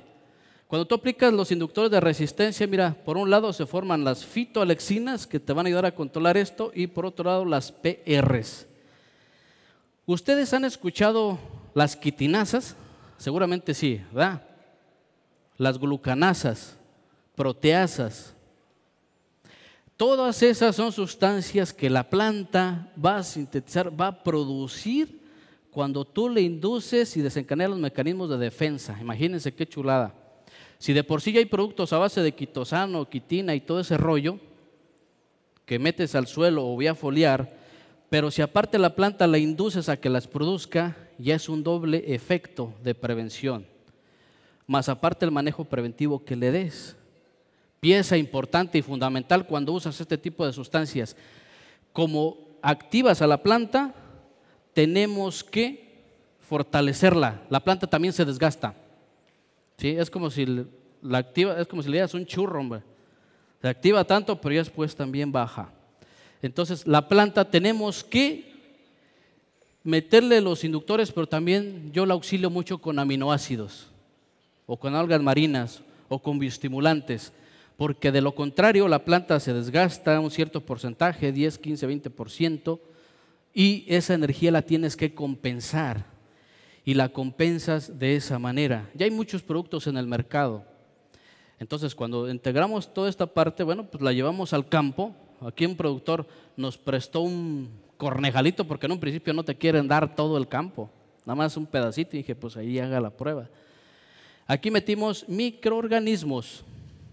Ahí metí tricoderma, bacillus subtilis, azotobacter, azospirillum, micorrizas y inductores de resistencia. No sé si se alcanza a ver, pero aquí esta parte, dijera el zancudo, aquí sacamos más cebollas. ¿Sí? Ahí las cebollas se dieron más grandes, más todo, porque el follaje de antemano creció más, se hizo más verde. ¿Y qué creen que pasó al siguiente ciclo? Al siguiente ciclo se trasplanta nuevamente cebollín, y en esta parte iba creciendo más chica la cebolla que en la no tratada. A mí me sacó de onda esa parte. ¿Qué creen que pasó ahí? El problema del suelo. Fíjate que yo me fui así como que preocupadón. Ya caray. Pues ¿qué creen? Que a la conclusión que yo llegué es de que cuando usas microorganismos, obviamente de una manera periódica, medidos, y no los matas, y le induce resistencia a la planta, lo que me ayudó me ayudó a extraer y a eficientar el fertilizante o el poco fertilizante que yo tenía. Y llegué a la conclusión, a dos conclusiones. Esa es la primera. Y la otra, le dije al patrón, ¿sabe qué? Pues estamos bien jodidos porque estamos bien mal en la nutrición. Si fue capaz la cebolla de jalar todo, entonces me dejó el suelo, absorbió todo. Y la verdad, los que saben de esto y los que han estudiado microorganismos, saben que hay bacterias solubilizadoras de fósforo, hay bacterias nitrificantes, ¿sí? Y ahí yo metí azospirillum, azotobacter, bacillus, tricoderma, micorrizas, y eso fue lo que pasó. Me ayudó a eficientar esa parte. Y la otra vez estábamos mal en la nutrición, entonces ya le dio más comida el dueño, y ahora sí las cebollas están muy buenas. Y ya traemos un manejo ya más biológico. Y sí se puede. Y si hay problemas, pues también le metemos algo químico, pero que sea compatible, ¿sí? Y otra cosa, y que nos va a ayudar mucho, es el fortalecer a nuestra raíz. La raíz es la base de todos los procesos. Bueno, yo así lo veo. Si no tengo una buena raíz, no voy a tener buenas plantas. Porque si bien el nemátodo me ataca, si yo tengo más raíces, más fortalecidas, pues me puede dar chance a que la planta siga trabajando, ¿sí? Entonces, aquí hay otra cosa que ya empresas que están aquí en México y en otros lados traen muchas, ya la inducción de resistencia que se estaba dando abajo, ya también la traen formulada para canalizarla abajo también. O sea, la de arriba ahora también la podemos usar en la raíz. Y si la acompañas de unos aminoácidos como tirosina, fenilalanina, lo que se va a desencadenar es un incremento de ácido salicílico igual, producción de sustancias fenólicas, lignina, por ejemplo. ¿Y la lignina qué es? Dureza en las raíces. Entonces, esa es una nueva estrategia de manejo que nosotros estamos siguiendo. Y sí, las plantas pueden empezar así como que a aventar más raicitas. Obviamente, tenemos que auxiliarnos de todo lo que hay para enraizar. Pero aquí el detalle es, si tenemos nemátodos,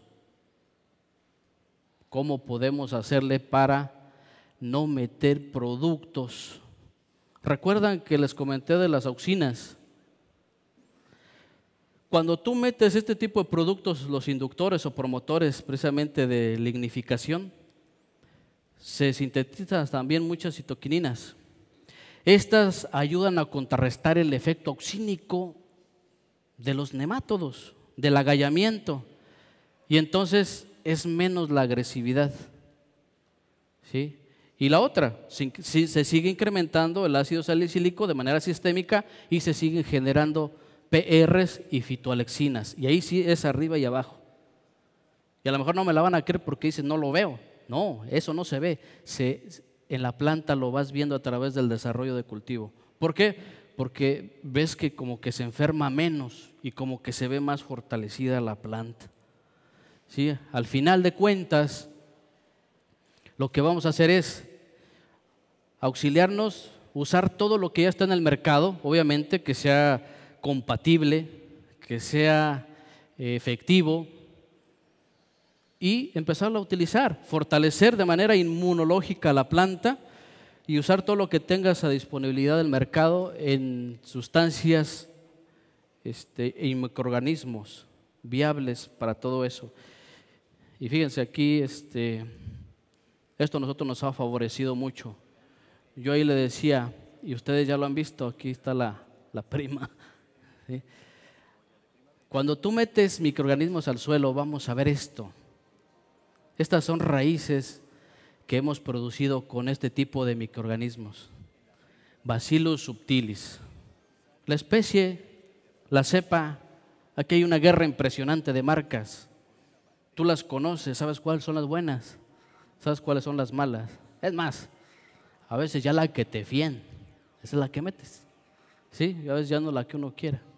Pero lo más importante es si en la medida que tú metas todos esos productos, vamos a tener esos resultados.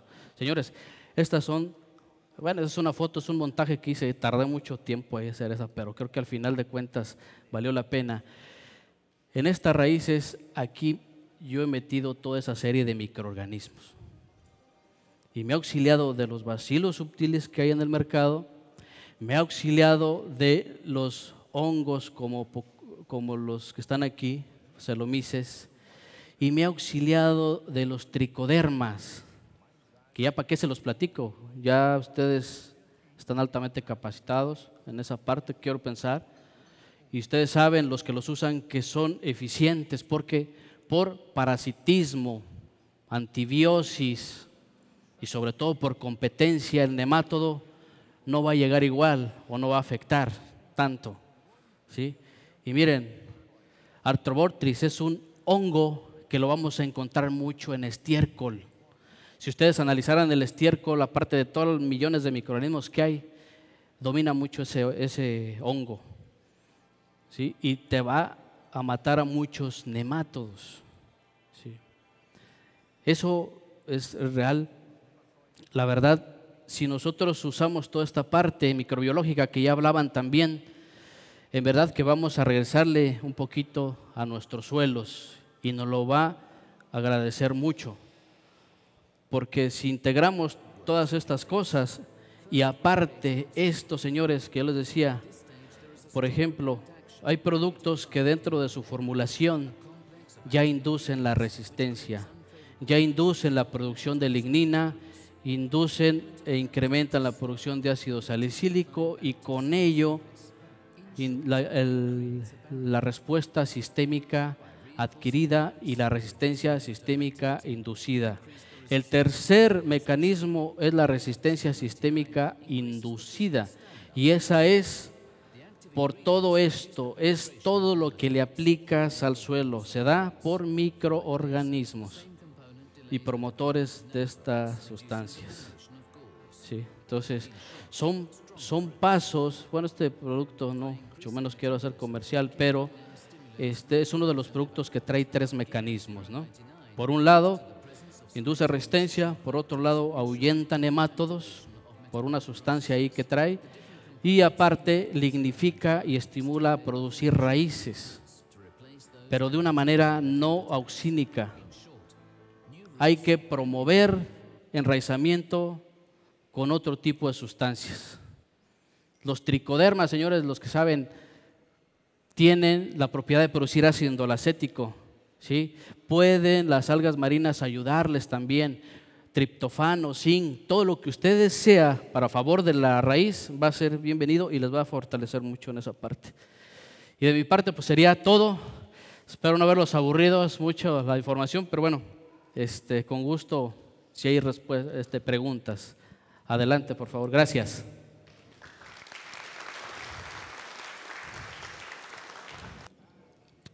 ¿Qué pasó? Nadie pregunta. A ver, ¿o se entendió o no se entendió? Avinge, por favor. Oiga, sí. Por ejemplo, nosotros aquí en Sinaloa, los cultivos son muy caros por hectárea, ¿no? O sea, sí, hablando de tomates protegidos, hablamos de 400,000 o más o menos, pero pues, cuesta mucho. Sí. Nosotros no tenemos tiempo, o qué tanto tiempo ocupamos para un sistema de estos, que es un sistema lento, me imagino, sobre todo los inducidos, este último que habló, que me pareció muy bien. Para poder nosotros llegar a las producciones que nos exigen los dueños, porque está bien que estamos conscientes y nos están concientizando de la realidad, ¿no? Lo sustentable y lo que estamos haciendo con el suelo. Pero los dueños de los negocios, los que pagan, ellos lo que quieren son tomates, quieren producción y no esperan. Y el problema más grave que tenemos, la realidad es el monocultivo, la agricultura protegida, que es la que indujo más todavía esto, y sobre todo el sistema de riego. O sea, no hay para dónde irte. Pues. No hay para dónde ir.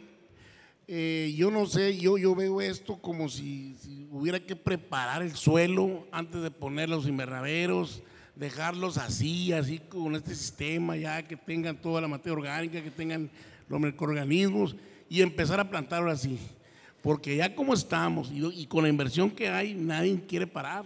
Sí. ¿Cuánto podemos perder ahorita? Pues, es uno de los, de repente, peros que dice la gente, es que tengo que sembrar, tengo que plantar. Bueno, esta es una herramienta que ya la hemos hecho, te funciona. Sacrificas un mes y medio, pero vuelves a recuperar tu suelo. Ahora, Sinaloa es muy grande, o sea, la superficie es muy grande. Si lo quieres establecer de manera práctica, está canijo. Pero puedes empezar en invernaderos, en un área donde tú tengas muy infestada de nemátodos y de fusarium, y empezar a probarlo. Ahora, estiércol sí lo puedes conseguir. Brócoli, siémbralo, no hay problema. Cuando tú capes, cuando tú vayas a capar o antes de que capes, trasplanta brócoli. El más barato, lo que queremos es follaje. Entonces, de esa manera vas a adquirir follaje y ya cuando tumbes todo, se incorpora el mismo cultivo, se incorpora el brócoli o lo que hayas sembrado y eso sí, vas a estar en el tiempo más caliente, que es en mayo, junio, que es cuando ustedes ya terminan y podrías, digamos, empezar a hacer esa prueba. Lo de la inducción de la resistencia, eso sí, es una estrategia que no va, ¿cómo te diré? Es algo que va acompañado y sí nos favorece mucho. Yo creo que parte del manejo de enfermedades vamos a tener que empezar a hacerlo y no se interpone en nada, simplemente empiezas con aplicaciones acompañadas o preventivas, ¿sí? Eso sí, cuando tienes el problema muy fuerte no hay que hacerlo porque como induces y activas, la planta se desgasta más. Sí. No sé si hay alguna otra pregunta. Antes de ir a comer, creo que es la comida. Sí, bueno. Y Sí. acá, su lado izquierdo. Ah, sí. La pregunta es la siguiente. Por el tema de biofumigación o solarización, Ujú. si quisiéramos comparar con un tratamiento del suelo convencional, digamos, Metam, Sí.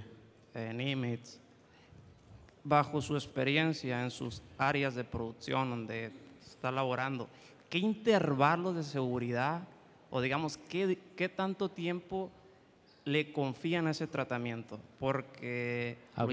lo hicimos por una charla que tomamos donde participó usted y no fue sencillo hacerlo y terminó en nematodo. Sí. Sí, mira, aquí dices, vamos a echarle costos. Convencional, metes metamsodio, exactamente, desinfectas y desinfectas solamente el área nada más donde vas el bulbo húmedo, por decirlo. Hay que inocular, que si no aquello es peor. Pero pues vas a tener que llevar siempre desgraciadamente ese manejo, porque si de antemano pues sabemos que desinfectamos y a un lado, en el fondo del surco, tenemos las esporas, tenemos todo lo demás.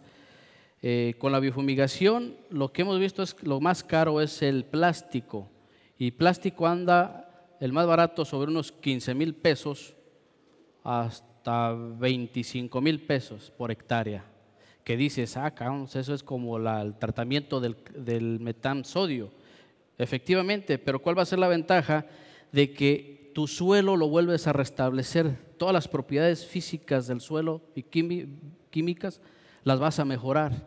Microbiológicamente también se queda una parte, decía, sí se mueren, pero la ventaja es que vas a poder meter todos los microorganismos que tú quieras y tu suelo te va a responder. La materia orgánica se mejora, la fertilidad también, y se hace de manera total en el suelo. ¿Sí? Ese sería el costo. Pero si tú lo divides en otro ciclo, ya le bajas al plástico. Y ahora sí ya depende de ti de tener los cuidados, porque si yo desinfecté aquello totalmente, entonces no puedo permitir que lleguen gente o tractores infectados, herramienta, o sea, tienes que usar la herramienta nada más exclusiva ahí, pues. O sea, tratar de no volver a reinfectar. Pero lo que más le veo es el beneficio fitopatológico, pues, de supresión y las propiedades como materia orgánica y fertilidad y estructura de suelo. O sea, a nivel general, esto no se ha hecho. Es factible ahorita de momento en invernaderos, pero sí en campo abierto, en superficie pequeña, pero es cuestión de hacerlo. Nadie lo ha hecho. Bueno, no sé, acá. Pero ya así de manera completa, no. ¿Cuál es la limitante en muchas zonas del país? El calor, el tiempo. Aquí ustedes lo tienen, porque finalizan ahorita, digamos en mayo, junio, y es cuando hace más calor y es cuando puedes hacer eso y es más eficiente, que haya la radiación y el calor, y con eso matas todo. ¿Sí? Te llevas Claybachter, nematodos y eso. Demostrado, pues, no se contamina, eliminas por temperatura igual salmonela, gilela, todos los microorganismos. ¿Sí? Entonces, esos análisis sí hay que hacerlos porque es el soporte para inocuidad. ¿Alguna otra? Ya hace hambre. Sí.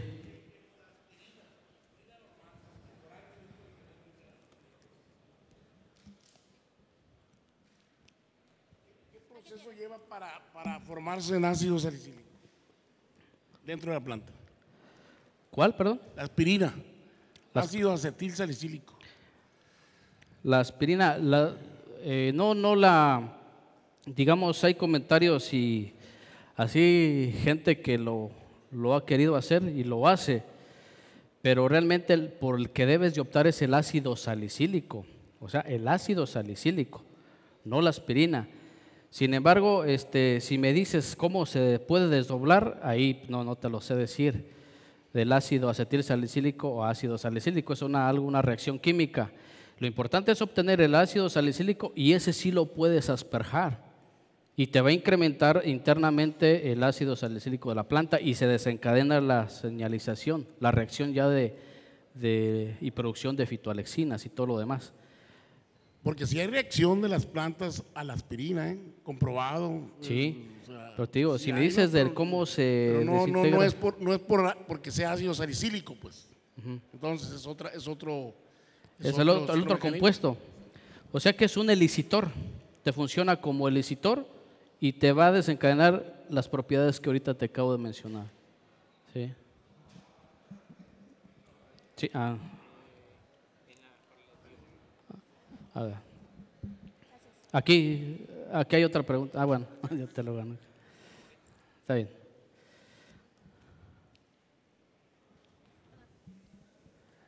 Buenas tardes. Buenas tardes. ¿Considera usted que el estiércol en las biofumigaciones, la carga bacteriana o la carga de microorganismos que trae de los rumiantes no afecta al proceso? Mueren y las del suelo la colonizan. Sí, o sea, realmente el estiércol lo más importante es la carga microbiana que trae. O sea, el estiércol que hay que usar es no del descompuesto. No tiene que ser estiércol descompuesto. Tiene que ser estiércol del que estás ahí, no fresco ahí de la vaca, pues, pero del estiércol que estás ahí juntando el día a día. Ya cuando tengas la cantidad, entonces sí la metes. Y todo eso que trae, que son millones de hongos, bacterias, es lo que ayuda precisamente al composteo y formación de esto. ¿Sí? Y efectivamente, eso es lo más importante. ¿Sí? No debes de incorporar estiércol descompuesto. El descompuesto ya está listo para usarse directamente en la producción. Muy bien.